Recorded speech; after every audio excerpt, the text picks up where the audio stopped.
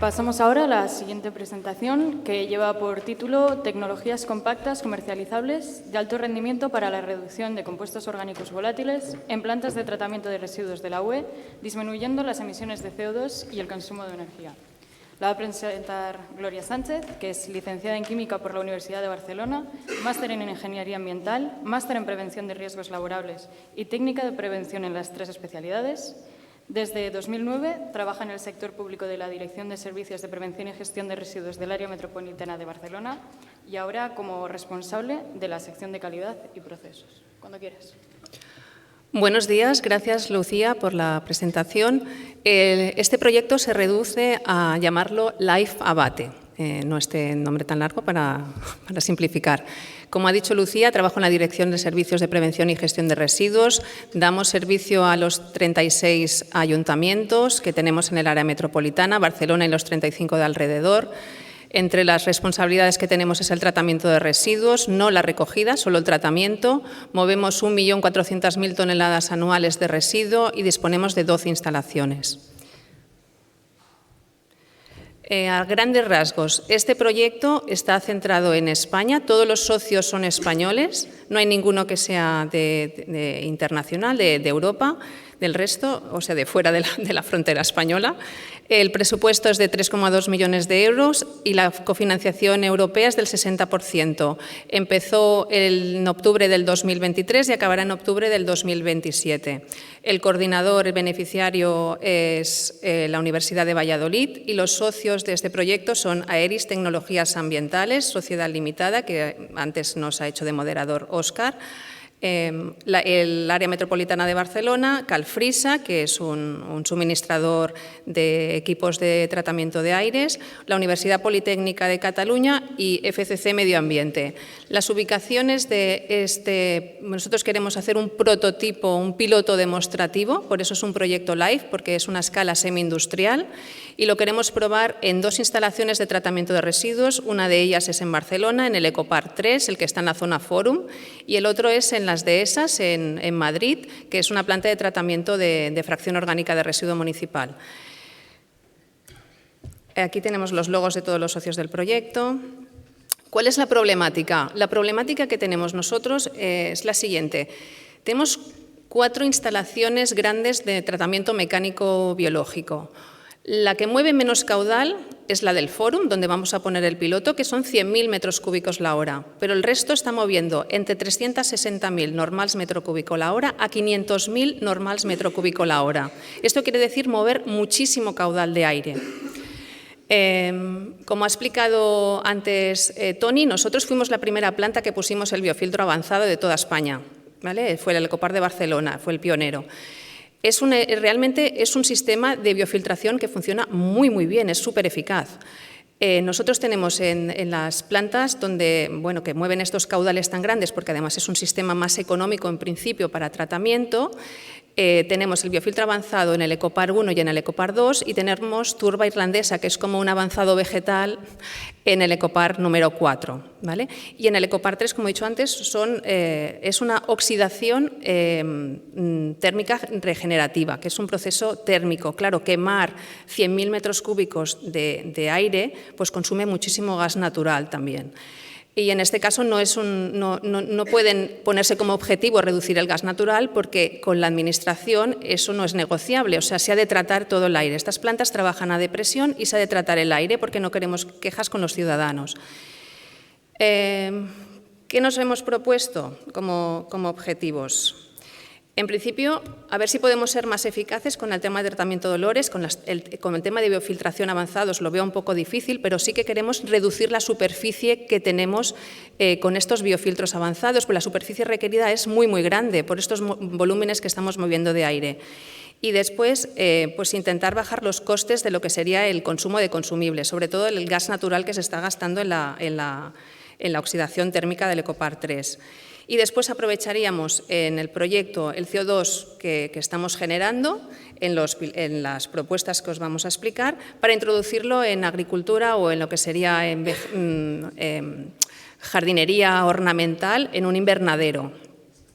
Vale, la solución número 1 que hemos propuesto es, y el kit la cuestión es, que para no mover tanta cantidad de aire, porque lo que nos hemos dado cuenta es que los COPs, donde tenemos la concentración, el fluente más concentrado en COPs, es donde estamos aspirando directamente de proceso de compostaje, por ejemplo, o donde estás aspirando directamente de cintas carenadas. Pero después estás moviendo muchísimo aire de las naves de pretratamiento, que está realmente en muy baja concentración de COPs. ¿Y por qué tenemos que pasar todo esto a tratamiento finalista? Lo que hemos planteado, y es lo que queremos que funcione bien, es un tema de un rotoconcentrador, que sería, el rotoconcentrador te permite concentrar el aire en un ratio de 10 a 1, o sea que en vez de tratar pues, 500.000 metros cúbicos de aire, trataríamos, si funciona, 50.000. Y el rotoconcentrador tiene un soporte de adsorción, que son unas zeolitas. Entonces, si conseguimos esto, ¿vale? Lo que tendremos que tratar al final será un efluente mucho más bajo, con una concentración muy alta de COPs. Os voy a poner el esquema, que sería este de funcionamiento es como una rueda al final, que tú vas pasando el aire que es tratado va saliendo, tú vas concentrando, pero a la vez vas desorbiendo ese aire en esta rueda, ¿vale? Con aire caliente. Esto sería un esquema de rotoconcentrado de Calfrisa. Esta otra unidad de proceso que vamos a probar también es el biotrickling de Aeris, o sea, vamos a comparar la biofiltración avanzada en las dehesas con lo que sería un biotrickling avanzado, porque es de 2 fases, que va a diseñar Aeris junto con la Universidad de Valladolid. Es de 2 fases y nunca se había probado tampoco en tratamiento de aires, porque utilizan un sistema de una base acuosa y una base de aceite siliconado, ¿vale? Para ser específicos tanto en lo que sería el tratamiento biológico de los compuestos hidrofílicos y los hidrófugos, ¿vale? Y después el último kit sería el tema del invernadero. No sé si me dejo alguna cosa, porque lo importante es que uno lo vamos a pasar después el aire por la oxidación térmica regenerativa, después el CO2 por el invernadero, y en el otro caso lo vamos a pasar después del rotoconcentrador por el tratamiento del biotrickling en 2 fases, ¿vale? Esta sería la solución que proponemos para si nos funciona, para las plantas ecopars de tratamiento mecánico biológico del futuro, que es bypassar todo el aire que está más concentrado directamente a tratamiento de aires finalista, que podría ser la oxidación térmica regenerativa.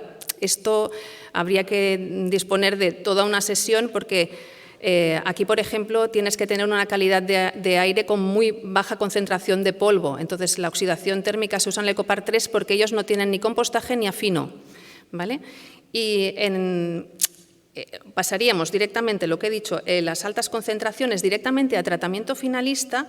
Intentaríamos que los efluentes de aire que tienen esta baja concentración de COPs, concentrarlos para que esta corriente más baja, el caudal más bajo, pueda pasar junto con la otra, ¿no? Y a tratamiento también finalista. El piloto lo que va a tratar son 20.000 normas metro cúbico hora, y entonces esperamos que 18.000 salieran limpios y 2.000 los pasaríamos a tratamiento, a oxidación o a biofiltración en 2 fases. ¿Qué es lo primero que hemos hecho? La caracterización de lo que sería la corriente que queremos tratar, que en este caso es la nave de pretratamiento del Ecopar 3. Tomamos 2 muestras que, como veis aquí, pues los compuestos orgánicos totales volátiles son muy diferentes. En el primer caso hubieron muchos paros de línea y en el segundo caso había un régimen de trabajo normal. Por eso hay estas diferencias. Y en los 2 casos se tomaron muestras duplicadas. Y intentamos analizar a ver qué composición tenía el aire de esta nave de pretratamiento. Vimos que prácticamente en todos los casos las familias mayoritarias de COPs eran los alcoholes y los terpenoides. En concreto, el compuesto mayoritario es el etanol y el limoneno. Esto pasa, ya hemos analizado muchísimas plantas muestras y es genérico. Y después lo que hicimos es ver cuál era la contribución a las emisiones de olor. Es decir, que lo que vimos es cuáles son los odorantes que son más representativos del olor que tenemos dentro de la nave de pretratamiento.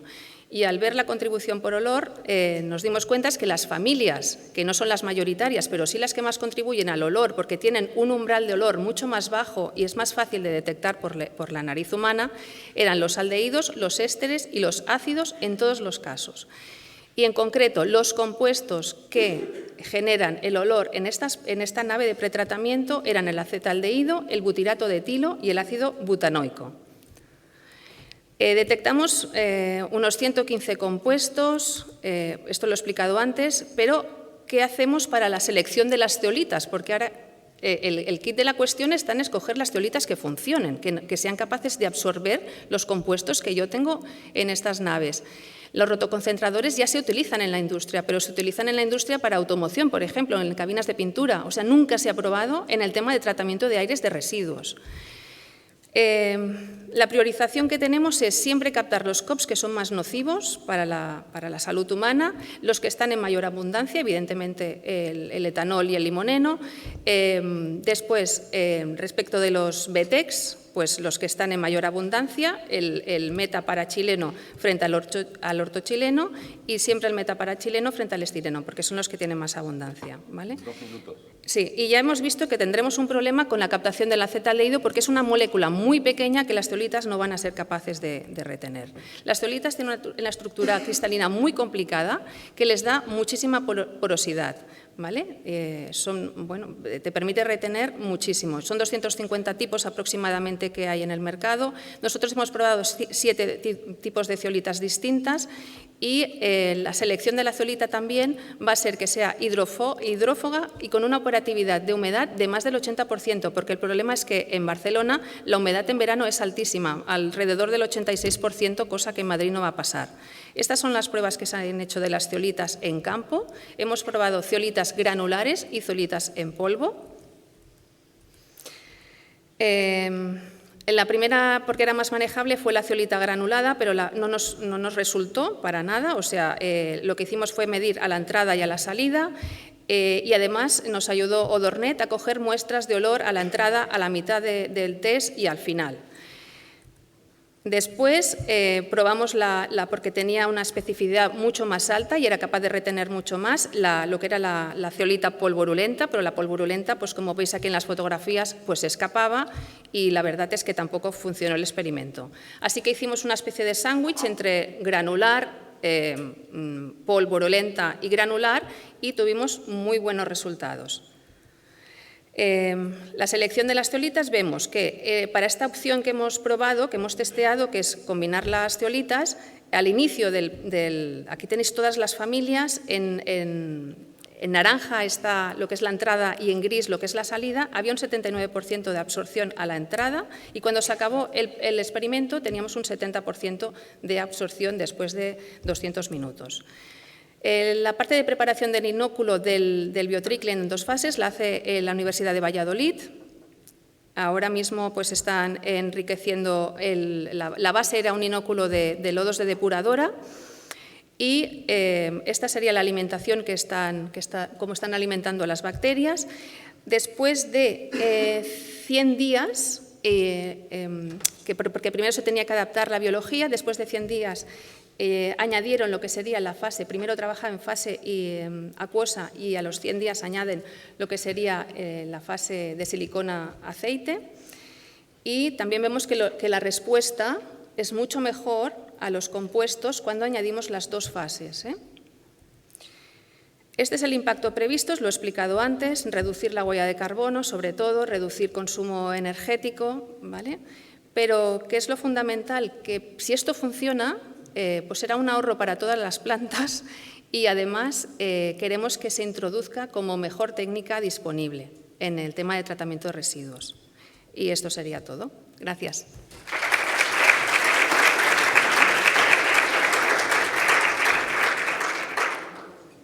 Bueno, entre el consejo asesor que tenemos también está Carlos. No sé si lo habéis entendido porque ha ido muy rápido. ¿Alguna pregunta? Mira, quiero entender. Usted tiene unos gases que salen de la planta de lodos, entendí que lo calentaba. que tenía que consumir. Es que no entendí el proceso con el cual tú vas a tratar luego un gas que lleva los VOC. ¿Sí? O sea, lo que hacemos es concentrar, absorbería todo la rueda y saldría el aire limpio. Primero que todo, ¿de dónde sale el aire? ¿El aire viene o la parte de los gases salen de la sección de los lodos que estás deshidratando? ¿De dónde salen? De las naves, porque todas las plantas trabajan a depresión. Estamos aspirando continuamente aire y es ese aire, como si fuera de esta sala, que aspiramos y pasa a un tratamiento. ¿Y en la sala lo que hay son lodos o hay...? En las salas está circulando material para poder hacer selección de materiales impropios. Para la gente lo que está haciendo es pues, triar pues, plástico, brick, etcétera, porque al final lo que quieres en estas plantas es recuperar solamente la fracción orgánica, que es la que tienes que tratar. Son naves que realmente no estás procesando, solo estás pasando por las líneas lo que está dentro de un contenedor.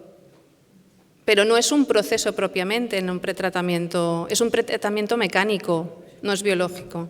¿Y tú haces extracción del aire que está ahí de eso y lo sacas y luego lo calientas para luego pasarlo por allá? ¿O no? Porque le escuché que... No entiendo la pregunta. Es que no entendió el proceso, ¿sí? Para poder mirar cómo la incorporación, por previas experiencias positivas que tengo. Pero quiero entender primero el proceso. O sea, tú tienes un salón donde haces un proceso, hay una extracción de gases y esos gases van a los VOC, que es lo que quieres tratar, ¿cierto? O los COP. Y para tratar ya luego ese aire que sacas de ahí a la sala, lo calientas para pasarlo por biofiltros o biofiltracking. A ver, ahora por prevención yo voy a recircularlo todo, incluso lo que voy a desorber y lo que creo que es aire limpio, por precaución, porque esto es un piloto y hay que analizarlo antes de emitirlo a la atmósfera. Pero lo que nosotros queremos es diferenciar la línea, o sea, segregar el tratamiento de aires en lo que sería el aire de alta carga del aire de baja carga. Y una nave de pretratamiento es aire de baja carga. Entonces, no tengo por qué mandar tantísimo aire a un tratamiento finalista.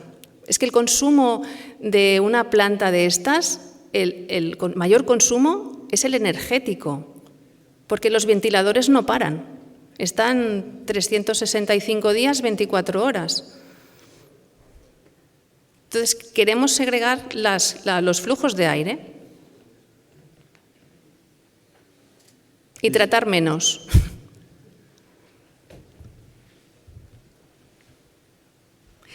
Si quiere Jairo, después le explico mejor, porque es que se oye con reverberación y cuesta mucho entender.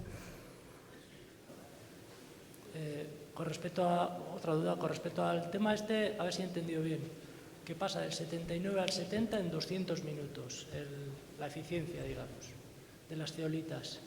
¿Eso luego es escalable a tiempo real, 365 días, 24 horas, como has dicho? Debería de estar trabajando, o sea, no un rotoconcentrador, necesitaré muchos. ¿Podemos suponer que en 2000 minutos se nos agotan las zeolitas? Sí, es que es lo que tenemos que comprobar, que no se saturan las zeolitas. Para eso está el proyecto. O sea, nosotros tenemos que comprobar cuánto tiempo tardan las zeolitas en saturarse. Eso es. Entonces, sí, eso lo tenemos que testear. Ha bajado a 70 en 200 minutos, más o menos. Aquí, sí. Punto gordo, podríamos asumir que llegarían al cero, pero el cero ya es una eficiencia como muy baja, ¿no? Sí. En unos 2000 minutos. O sea, en unas 30 horas. Sí. Prácticamente todos los días, cada día tendremos que cambiar las zeolitas. No, hombre, no. ¿No? No, porque es que esto lo hemos cortado a 200 minutos, porque nosotros no podíamos estar haciendo el test in situ días. Entonces, nosotros hemos cortado el experimento, pero el piloto es para comprobar a tiempo real, trabajando a largos periodos, cómo funciona. Y además, la mezcla que hemos hecho no será la definitiva, porque en el test hemos utilizado polvorulenta con granular. La granular tiene ya una eficiencia más baja que la polvorulenta. El rotoconcentrador que se va a construir va a ser exclusivamente con polvorulento, que además, bueno, pues el suministrador tiene el know-how, no te explica cómo, pero además le pone una película, te recubre con una película, etcétera, etcétera, para que el polvo no se escape, que nosotros no sabemos cómo, al final, cuál es la composición final. Pero lo que vamos a estudiar es precisamente esto. Si se van a saturar las zeolitas, cuánto tiempo, si es capaz de captar todos los compuestos o deja algunos escapar. Ahora, a priori, ya vemos que el acetaldehído no va a ser capaz de retenerlo. Hola. Sí, como has finalizado diciendo que queréis proponer que estas técnicas se consideren mejores técnicas disponibles, y he pensado que ya se tienen por mejores técnicas disponibles la oxidación térmica regenerativa en varios sectores, también en el de residuos, el rotoconcentrador también se utiliza, los biotriclins yo creo que también. Entonces quería preguntarte un poco cuál es el plus, o justo igual es lo que estás explicando, que sería muy concreto para determinadas cosas. ¿Qué más tiene, o igual es la combinación? Claro, lo que no se está utilizando en residuos es un rotoconcentrador. No se está utilizando como pretratamiento, sería el pretratamiento del tratamiento de aires. Y tampoco estamos utilizando en tratamiento de residuos biotriclins de 2 fases. Son todos de una fase. Y la investigación de la Universidad de Valladolid precisamente es que este será de 2 fases, de una fase oleosa en silicona y una fase... Eso no está tampoco, no se ha probado, no se ha testeado nunca en residuos. Sí, estaba pensando en el sector disolventes, por ejemplo, sí que utilizan rotoconcentradores de oxidación térmica, pero... Vale. Yo un comentario. Yo esta presentación la empezaba... Que levante la mano quien sabe lo que es un rotoconcentrador. El que lo sepa... Muy bien, ¿ves? Es que nadie sabe lo que es un rotoconcentrador. Yo comenzaría explicando qué es un rotoconcentrador, que no es más que una rueda enorme que tiene, en este caso ellos están trabajando con una zeolita, puede ser un carbón activo, cualquier medio absorbente, y esa rueda enorme va dando vueltas, despacio, muy despacio. ¿Ok? Y por esa rueda enorme hay una corriente, ya lo ha puesto Gloria en un esquema, en el que entra un gas oloroso. Ese gas oloroso, cuando llega a la rueda, se impregna, se absorbe en la rueda, y como la rueda se va moviendo, ese gas absorbido va hacia abajo. Y la corriente con aire oloroso sigue llegando a la rueda se va moviendo y se sigue absorbiendo. Entonces, para responder a la pregunta que decía que se iba a saturar, eso se va a saturar, porque el rotoconcentrador después tiene una segunda